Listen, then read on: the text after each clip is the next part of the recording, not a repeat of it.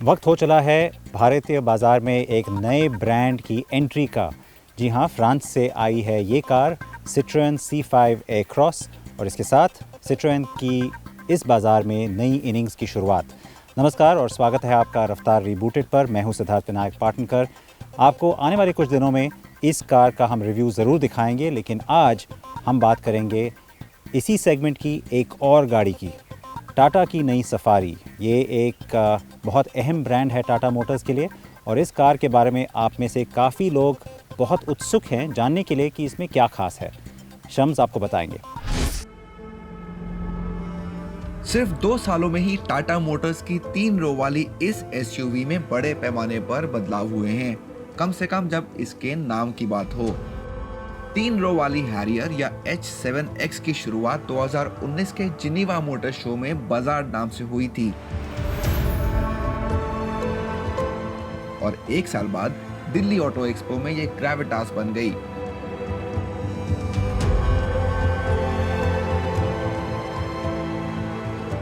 और अब लगभग 1 और साल के बाद जब ये लॉन्च के लिए तैयार है, इसको फिर एक नया नाम मिला है। हमने आखिरी बार टाटा मोटर्स के शोरूम में सफारी को बिक्री पर 2019 में देखा था और अब ये वापस आ गई है।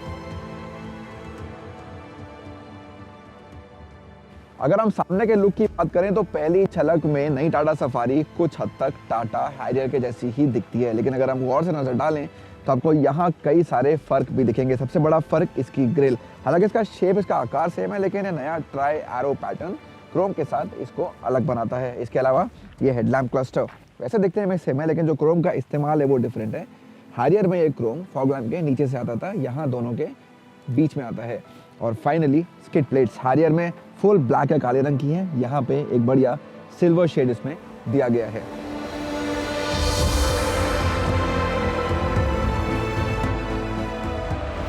अब बात करते हैं साइड से नई टाटा सफारी कैसी लगती है, हैरियर से कितनी अलग है। सबसे पहले बात करते हैं इसके टायर्स की। तो यहाँ आप देख रहे हैं 18 इंच के अलॉयज, क्योंकि ये गाड़ी का सबसे महंगा टॉप XZ वेरिएंट है। बाकी वेरिएंट्स में आपको 16 इंच के व्हील्स मिलेंगे, वो भी स्टील के। इन कंपैरिजन हैरियर में 16 या 17 इंच के ऑप्शन है, तो यहाँ आपको एक साइज बड़ा पहिया दिया गया है। लंबाई गाड़ी की 63 मिलीमीटर ज़्यादा है हैरियर से, दिखने में लगता है, लेकिन व्हील बेस बिल्कुल वैसा ही है जो हैरियर में था। वो थोड़ी हैरानी की बात है। अगर हम गाड़ी के पिछले हिस्से की बात करें तो ये आपको काफ़ी हद तक पुरानी सफारी या सफारी स्टॉर्म की याद दिलाता है। ये उठा हुआ रूफ, इसका ये रूफ रेल्स, यहाँ सफारी लिखा भी गया है। और फाइनली ये रूफ रेल साइड कैप, ये भी एक गाड़ी को SUV का एहसास देता है। हैरियर की तरह ही नई टाटा सफारी भी लैंड रोवर D8 प्लेटफॉर्म से मिले optimal modular efficient global advanced architecture या ओमेगा आर्क पर बनी है। ये 4661 मिलीमीटर लंबी और उठी हुई छत की वजह से 1786 मिलीमीटर ऊंची है, जो हैरियर से 80 मिलीमीटर ज्यादा है। 1894 मिलीमीटर की चौड़ाई और 2741 मिलीमीटर का व्हील बेस हैरियर के जैसा ही है। कार पर सिर्फ 3 रंग के विकल्प हैं, रॉयल ब्लू, डेटोना ग्रे और ऑर्किड व्हाइट।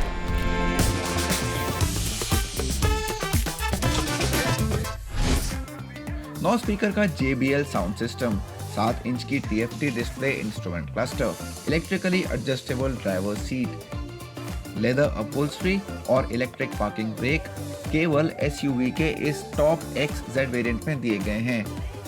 एक बड़ा पैनोरामिक सनरूफ, जिसे टाटा ने मैजेस्टिक स्काईडोम का नाम दिया है, विकल्प के रूप में 2 सबसे ऊंचे वेरिएंट्स पर ही उपलब्ध है।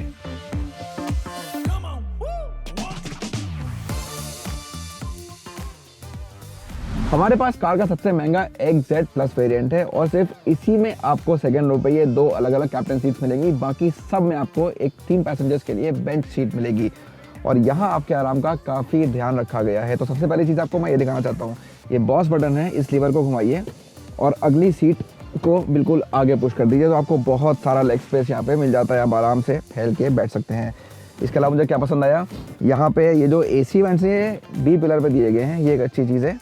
और आपके स्मार्टफोन रखने के लिए एक बढ़िया जगह यहाँ पर है, मैं आपको दिखाता हूँ। यहाँ पे इसको रखिए। एक चीज़ जो मुझे कम लगी वो ये कि जो इसके, हालांकि 2 चार्जिंग पॉइंट्स हैं USB के, लेकिन थोड़ा नीचे हैं, तो एक बार केबल लगाइए और भूल जाइए।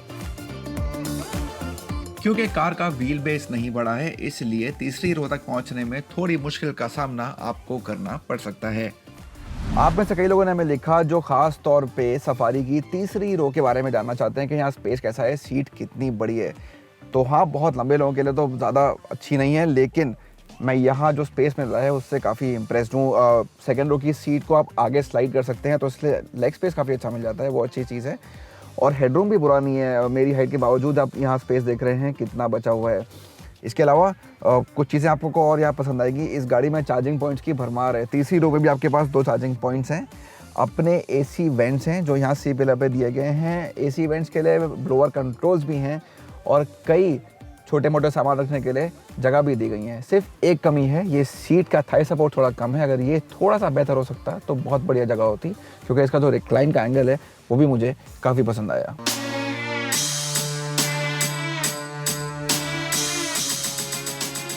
अगर कार में 6 या 7 लोग यात्रा कर रहे हैं तो आपको सामान ले जाने के लिए कितनी जगह बचेगी? बहुत ज़्यादा नहीं, क्योंकि जो बचता है वो सिर्फ 73 लीटर है। आप तीसरी और दूसरी रो में बेंच सीट को गिरा सकते हैं। तीसरी रो नीचे होने पर आपको 750 लीटर की जगह मिलती है और दूसरी रो भी गिर जाए तो 1658 लीटर। अब समय है नई टाटा सफारी को चलाने का।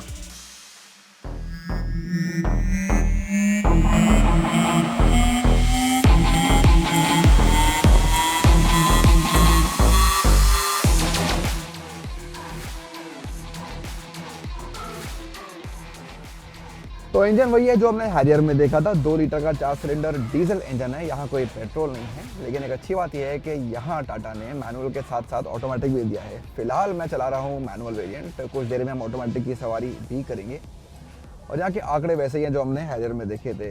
तो तकरीबन 168 bhp की मैक्सिमम पावर है और 350 Nm का टॉर्क है, जो 1750 और 2500 RPM के बीच आपको मिलता है। तो आंकड़ों के हिसाब से या दम के हिसाब से इस गाड़ी में कोई कमी नहीं लगती है। बहुत आराम से ये इंजन इस गाड़ी को खींच लेता है। हालांकि इसका वजन थोड़ा ज़्यादा है, उसके बावजूद आपको एहसास नहीं होता है कि आप एक हैरियर से बड़ी गाड़ी चला रहे हैं लंबाई में। गियर शिफ्ट अभी भी थोड़ा अटकता है और थ्रो चालक के आराम के लिए थोड़ा छोटा हो सकता है, और जो कुछ लैग है वो सिर्फ पीक टॉर्क मिलने से पहले। अब एक बड़ा सवाल, इस गाड़ी की हैंडलिंग कैसी है, क्योंकि ये गाड़ी हमने आपको बताया कि हैरियर से लंबी है करीब 63 मिलीमीटर और बड़ी एसयूवी है, लंबी है, चौड़ी है, तो जाहिर सी बात है इसमें आपको बॉडी रोल का एहसास कभी ना कभी तो होगा, कुछ तो गाड़ी झूलेगी। लेकिन अच्छी बात यह है कि ये शहर के नॉर्मल ट्रैफिक में नहीं होता है, तो अगर आप 50, 60, 70 पे चल रहे हैं तो आपको उसका एहसास बहुत कम होगा। हाँ, अगर आप बहुत हाई स्पीड पे गाड़ी को चला रहे हैं, 100 के ऊपर स्पीड जा रही है और उस स्पीड पे गाड़ी को मोड़ेंगे या लेन चेंज करेंगे, तब आपको एहसास होगा कि इस गाड़ी में बॉडी रोल है, और वो एविडेंट है क्योंकि इसका शेप है जैसा मैंने कहा। लेकिन एक और चीज़ है जो आपको बहुत ज़्यादा इंप्रेस करती है इस गाड़ी में, और वो है इसकी राइड क्वालिटी। और इसकी हम तारीफ पहले भी काफ़ी कर चुके हैं हैरियर पर भी, कि राइड क्वालिटी बहुत बढ़िया है। तो अगर आप गड्ढों पर से निकलते हैं या ख़राब सड़कें हैं तो उसका आपको ज़्यादा उससे परेशानी नहीं होती है, उसका एहसास आपको बहुत कम मिलता है। और वही चीज़ हैरियर की चीज़ हमको सफारी पर भी देखने को मिली है। एक बात और जिस पर मैंने गौर किया, इस आकार की कार के लिए टर्निंग रेडियस काफी अच्छा है, इसलिए शहर के ट्रैफिक और पार्किंग में आपको ज्यादा परेशानी नहीं होगी। रफ्तार रिबूटेड में वक्त है एक छोटे से ब्रेक का। ब्रेक के बाद हम चलाएंगे टाटा सफारी का ऑटोमेटिक वेरिएंट।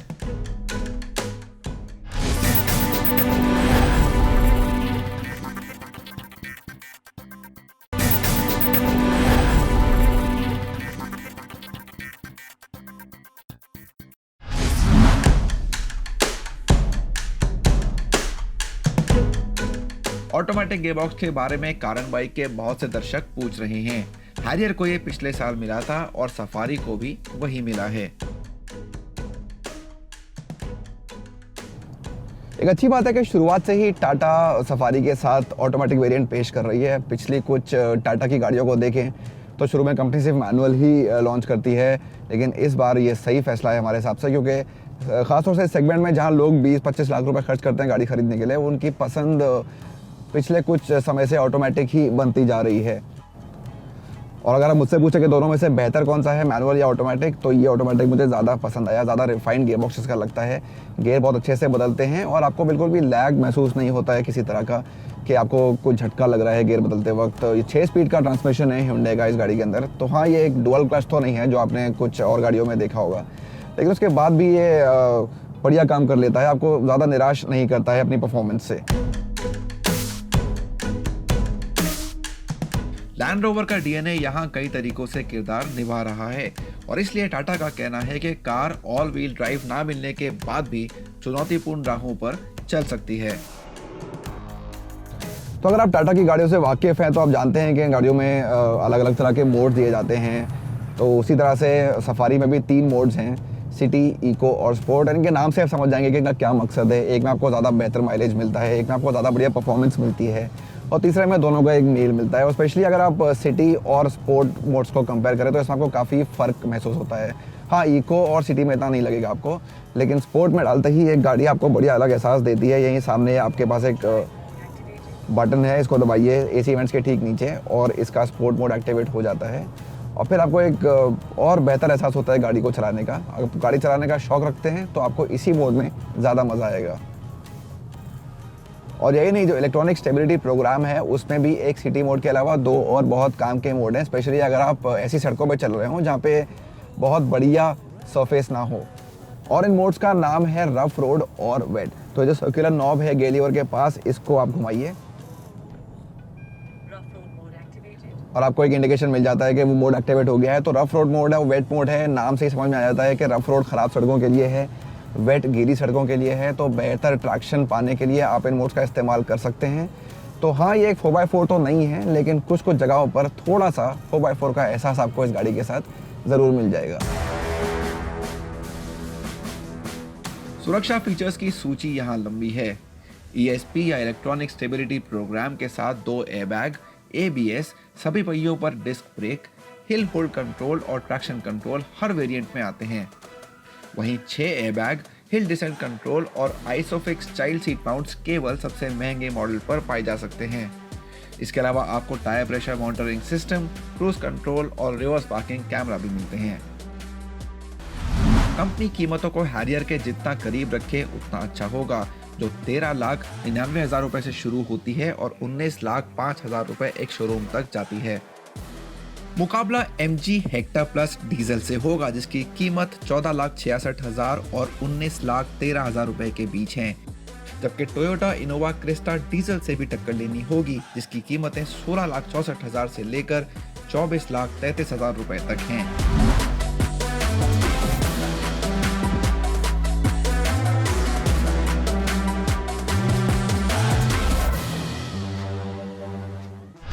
तो आपको नई टाटा सफारी कैसे लगी हमें बताइएगा ज़रूर। हमारा ट्विटर हैंडल है @karanbikehindy। और हाँ, Citroën की C5 एयरक्रॉस भी कैसी लगी ये ज़रूर बताएं। अगले हफ्ते हम आपके पास लौटेंगे काफ़ी कुछ लेकर। तब तक के लिए अपना सीट बेल्ट पहनना ना भूलें। अलविदा।